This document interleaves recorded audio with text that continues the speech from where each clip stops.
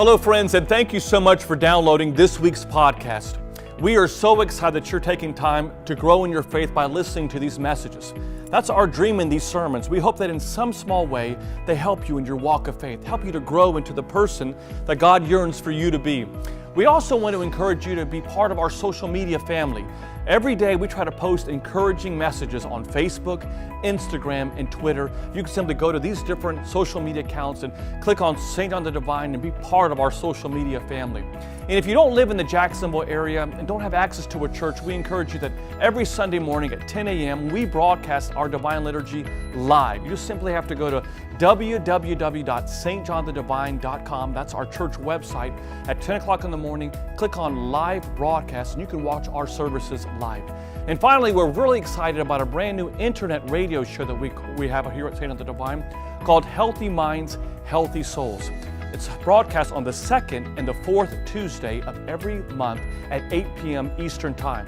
Simply go to ancientfaith.com at 8 p.m. Eastern Time and click on the banner for Healthy Minds, Healthy Souls. In this show, we hope that we're kind of merging faith and psychology to kind of give you some practicality in your own walk of faith. So once again, thank you so much for downloading this sermon, and we hope to see you soon at St. John the Divine. God bless you and staying strong in your faith. Good morning. Welcome to church this morning. I'm so happy you guys are here, but even more important than my happiness, my joy that you're all here, God is happy that you are in His house. He smiles when He sees His house full. In fact, the Bible talks about that. He talks about the fact that He yearns every Sunday for you to be worshiping here in His house. So thank you all for being here. If you're new, if this is your first Sunday here and you're worshiping with us, we want to thank you. And we know that maybe some of what you're seeing in church or maybe what you're hearing may seem very foreign to you. And trust me, we totally understand. But if you're looking and you're researching for a church that has its roots in the way in which Jesus Christ and His disciples worshiped, let me tell you, this is the Orthodox Church. It is the second largest church in the world. And it has withstood over times of oppression, persecution, even to this day. Why? Because its roots run deep. And so I encourage you, if you're interested in our church, if you're interested in learning more about the Orthodox Church, why we have icons in the walls, and why do we do what we do, encourage you, join us downstairs. We have a little table that says visitors information, guest information. Let us know there's people there that would love to just kind of talk to you. I want to thank those of you that are watching us live on our website or on our St. John the Divine app, or if you're one of the many people who download our sermons every single week, we thank you. Because more important than anything else, you're taking time during your week to grow in your walk of faith. And God doesn't yearn for us to settle. He always wants us to stretch ourselves, not just on a Sunday, but every single day. So congratulations to you. You know, before we share this morning's sermon on being a difference maker, I wanted to share with you two ministries that we started this year. We are constantly starting different ministries that impact our community in different ways. And maybe not all the ministries speak to you, and that's okay. They're not always meant to speak to every one of you, but they're there as a resource for you. One is this. We started about 7 or 8 months ago our church's radio show. It's St. John the Divine's radio show. That's called Healthy Minds, Healthy Souls. And it is a live call-in radio show that's broadcast on Ancient Faith Radio. And I will tell you that we get information all the time and emails all the time about this show that you, through your generosity as a church, are providing. In fact, this past Tuesday, for those of you parents, if you didn't listen to this past show, I encourage you to do so. You can do it on our website. Just go to stjohnthedivine.com, and under Ministries is a tab for Healthy Minds, Healthy Souls. But we interviewed an amazing author, Dr. Philip Mamalakis, who spoke about parenting towards the kingdom. It's his new book, and it is an amazing book. Roxanne and I both have read this book. It's extraordinary. If you are a parent at all or have children that look up to you, this is a book that you should read, Parenting Towards the Kingdom. And so we do that every second and fourth Tuesday of every month, this show. And the second ministry that we started this year, that every one of you should participate in, is called Serve Day.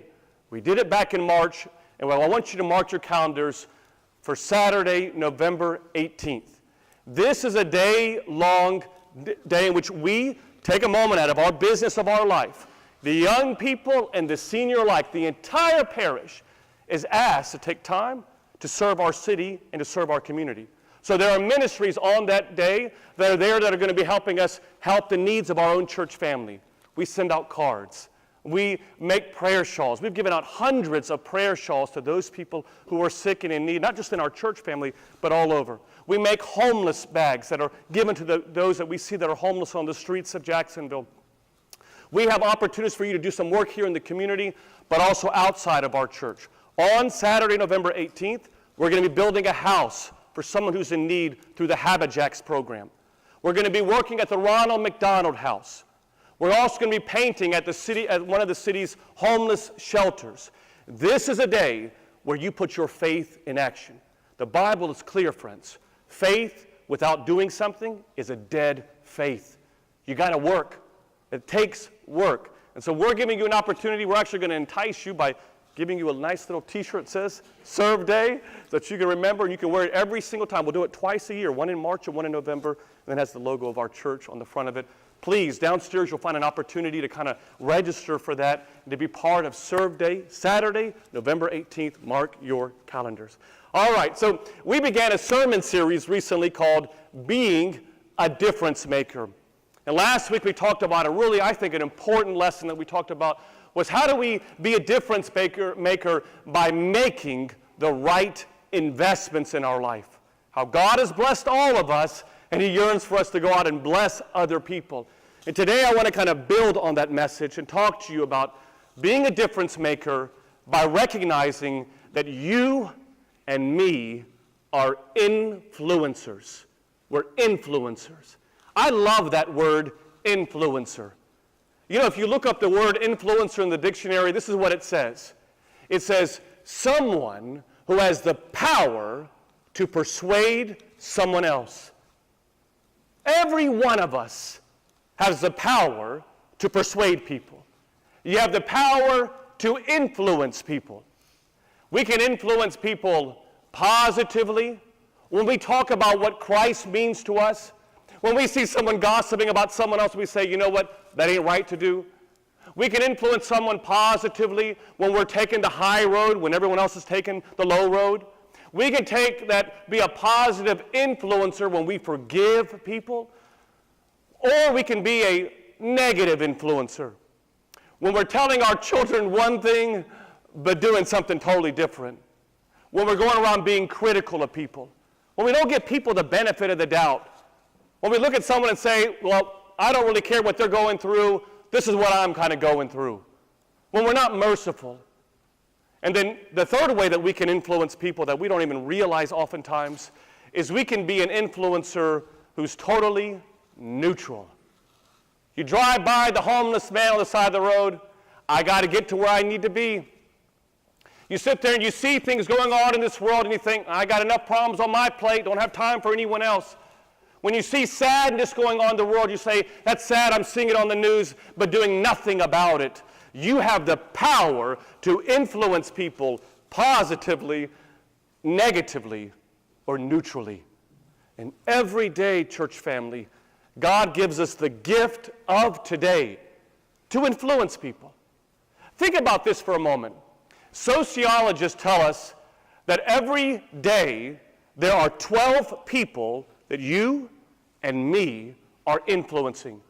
These are people that we spend about an hour to an hour and a half a day spending with. So who would be those people that are on your list? Your spouse, you're influencing her or him. That friend at school, you're influencing him or her. Parents, your children, you're influencing them. Every one of us has 12 people at least that we're influencing. And my question to you is, how are you influencing them? Are you influencing them positively, negatively, or neutrally? Because I want you to know this important lesson, friends, that you and me are the hands and feet of Jesus Christ. That if we yearn to be a difference maker in this world, That if I want to make a difference in this world, if I want to be a difference maker in this present age so that I can receive God's blessings in the coming age, then I've got to take advantage of the gift of today by being an influencer today. Listen to how the Bible talks about it. The Sermon on the Mount is the first sermon that Jesus Christ preaches, and you should all know this.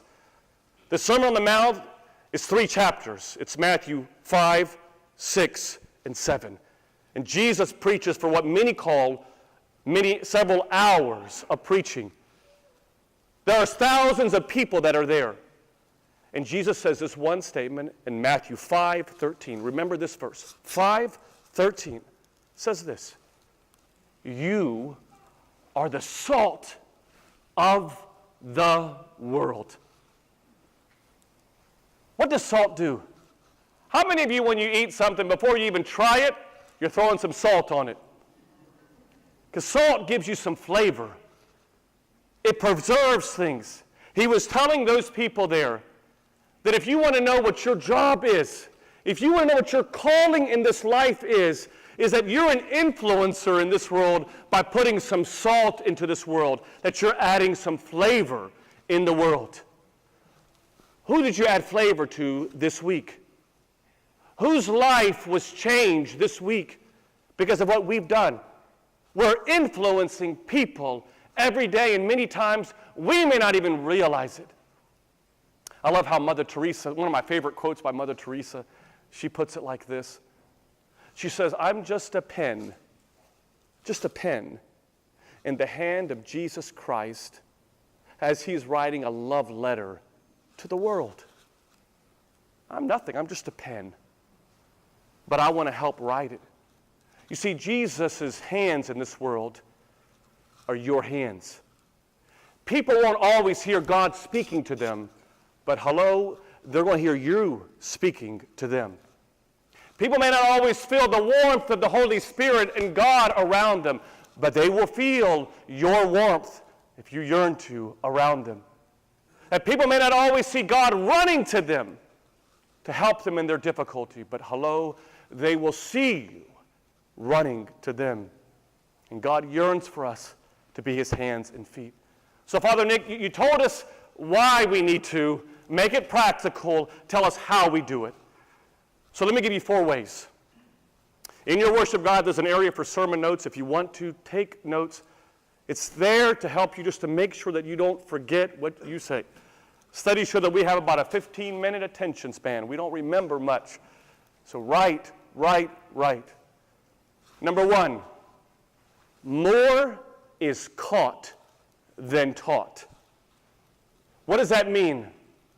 That more people are watching what you're doing than what you're ever saying. That people are reading your actions more than they're reading the Bible. I was at a conference a couple weeks ago in Atlanta and was speaking to these young adults, and I was so proud of our church because here were these young adults, about 200 of them that were there in Atlanta from all over the country. And they were there, many of them very, very well educated, have amazing dreams. I mean, the future of our church that day to me looked so strong. And these young adults were there, and I met one of them, and he travels to all the different young adult retreats all over the country. And I was asking him, I said, what church do you go to? He said to me, Father Nick, I don't really go to church. I says, what do you mean? Why don't you go to church? He said that when I used to go to church as a child, we just came to church because it was the cultural thing to do. That we just came to church because that's what I was called to do. I never connected my faith to my church. For me, it was just like a cultural club that we would attend. And he goes, I come to these retreats because when I come to these retreats, I realize that I get my strength and my connection to Christ and the church in the right way. That for me, I'm not coming to learn about a certain culture or a certain way of being. I'm coming to learn about who Christ is. That was his opinion and his thoughts. And he goes, my mom and dad, they used to be on all the different ministries at the church. They would act one way on a Sunday morning, and then Sunday afternoon, they were totally different. And I just didn't want to be part of that. And I just want you to know, we have the opportunity to guide our children in the church, and that our children are watching you.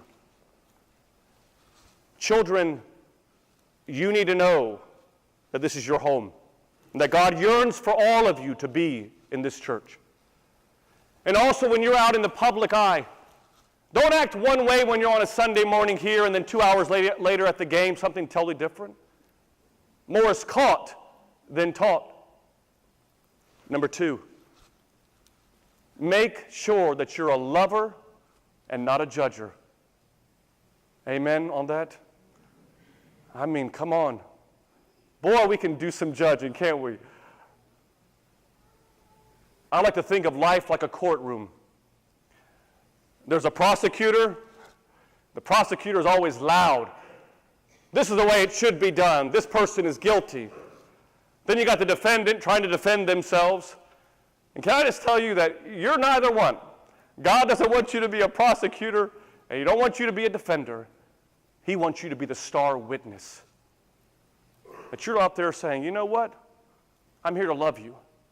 No matter where you are, God loved me, so I'm going to love you back. I had a young girl in my class at college several years ago. She was a student, and on the last day of school, many of y'all know that we do this, but the last day of class, my students have no idea what I do for a living. They think I'm just the professor at the college. And so when I was there the last day of school, actually on my syllabus, I call it the shock and awe day, because I walk in there with my full priestly garments. And I walk in, not like this, but with my, my collar and my shirt, and walk in, and they're like, no way, not you. You're not a priest. There's no way. And I tell them, yes, I'm a priest, and I tell them all about who I am, and then I tell them, I say, I love Christ, I'm part of this church, and one year, this young lady, I'll never forget it, started to cry, like cry profusely, couldn't even stop crying, and she yelled out, not you, not you. And I was taken back. I didn't think, because she wasn't smiling when she said it.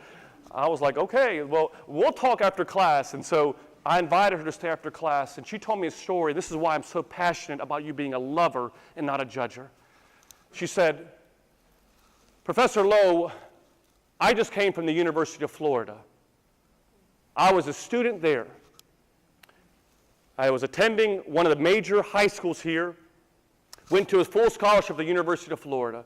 My first semester there, second week there, I was at a party.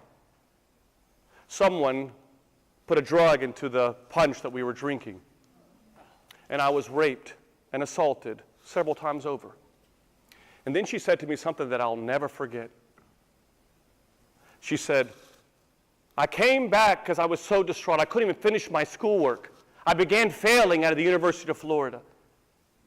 And she goes, I came to my priest, to my pastor, and I said to him, this is what happened. This is what I went through. And his response to me was this: you should have never been at that party. She left the church. She's not a Christian anymore.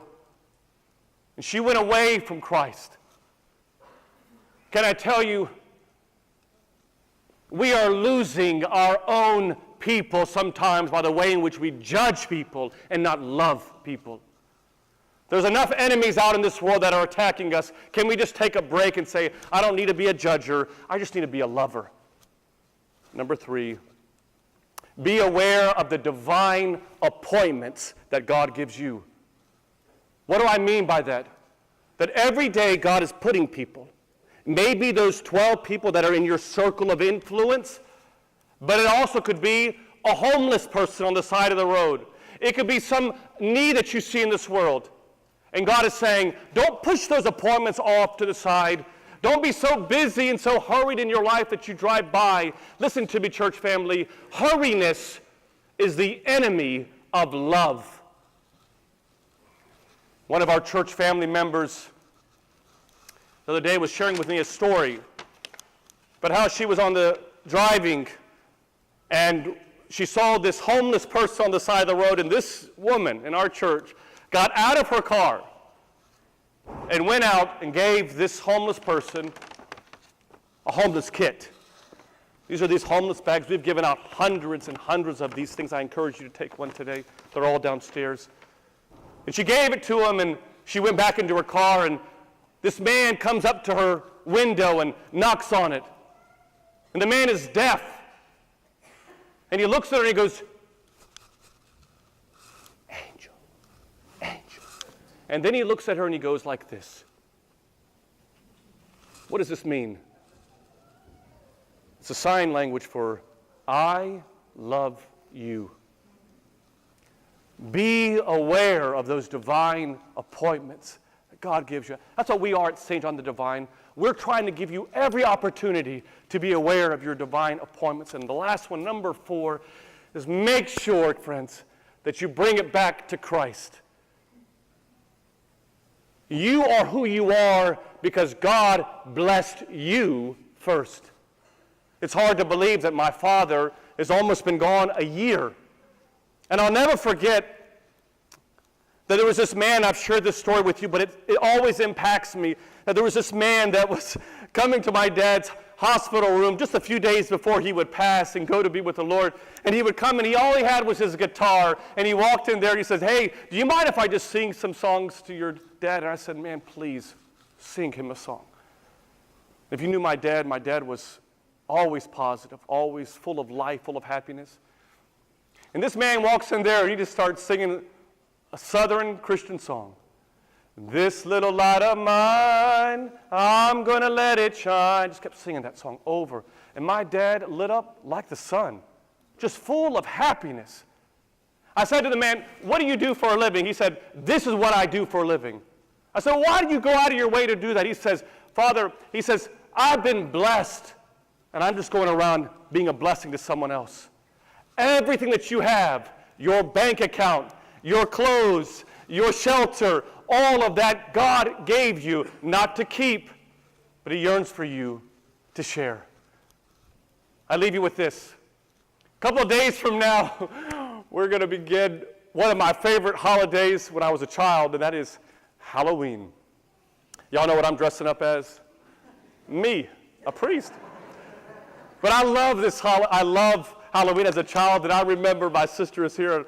When we were growing up, we grew up in Arlington area, and so when we were growing up, let me tell you, we weren't that advanced, and we didn't really go every year to the different Halloween stores to pick out a Halloween costume. Most of the time, the lady up on the balcony right now, she would just create our costume, and we didn't have fancy bags. We had our pillowcase, and that was our bag that we would put all of our candy. But we used to love it because we would get ready, and right when the sun would set, man, we were running. We'd run to one house and knock on the door, "Trick or treat!" And they would put out all this candy, and can I tell you, I love candy, and especially chocolate candy. Then we'd run to the next house, knock on the door, "Trick or treat!" They'd give us more candy, run to the next house. We never walked, we just always would run. And so we ran to the following house, and every time they were giving us candy. And one of the years when we were out there, I was probably about 10 years old. And when we were out there, my sisters and my brother, they were all tired, but there was one last house. There was always one last house you got to go to. And I went to this one house, and I was like, "Trick or treat." And the guy came out, and he said, "You know what? You're the last person to come to my house, and guess what? You get a bag of this candy." Let me tell you something. That was a year that I'll never forget. All this chocolate, all for me. He said, "No," and he said this, he said, "Now, young boy," he said, "Now make sure when you go home, you make sure that you share this candy. Share it with your friends, share it with your family. Make sure you share the candy." And I was like, "Oh yeah, absolutely. You know I'm going to share that candy."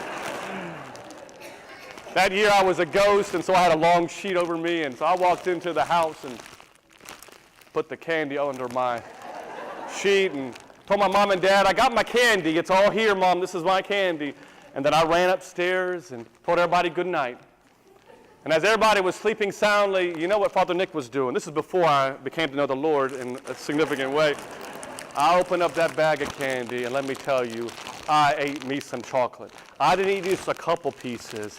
I ate the whole bag. I mean, the entire, under my bed. I tried to hide it under my bed, by the way. It didn't really work out too much. Nothing but cotton, nothing but wrappers from the candy that were there. And then about an hour and a half later, as you can imagine, I came to my mom and dad's bed, and I said, Mommy and Daddy, I don't feel good. I don't feel right. Something's not right. My stomach was all tossing and turning, doing movements and somersaults in my stomach, and so I feel like I'm going to throw up. And they said, what's going on? Why do you feel like you're going to throw up? And my dad would say, what happened? What did you do? And I said, and I had to be honest with my dad. I said, Dad, I just ate an entire bag of chocolate. And he looks at me and says, why would you eat a bag of chocolate? I said, well, the neighbor gave me the bag of chocolate for me to eat. He said, now, son, did he tell you to eat the whole bag? I said, no, Dad. I said, he told me to share those candies, share those with people. And he said, why didn't you want to share them? I said, well, I just wanted it all for myself. So I did end up throwing up, by the way, and had to clear out my system. But can I tell you that I think this is the way God works? Like, I think every day in the morning, we go up to God's door and we say, can you give me a treat today? And God sends us a blessing. Our family. You know, our church is a blessing. We should never take advantage of it. He gives us the friends that we have, the community that we have, this country that we live in. He gives us all these blessings. Every day, here's a treat, here's a treat, here's a treat. And I think sometimes we're like, or you guys sometimes, and me as well, act the same way I did. That sometimes we just take all the blessings. It's all just for me. And what we don't realize is that we are becoming spiritually sick because of what we are not doing and what God yearns for us to do. That man said, you need to share. And can I tell you, God's telling us, don't trick the world out of treating them with my blessings. Can I tell you, don't trick the world out of treating God's blessings to the world. And so I'm encouraging you that every day from this point, if you want to be a difference maker, that you remember more is caught than taught, that you remember that don't be a judger, be a lover, that you recognize that God gives you these divine appointments to be ready for, and always make sure that you're given the glory. You've been blessed when someone asks you, I've been blessed by God, I just want to be a blessing to other people.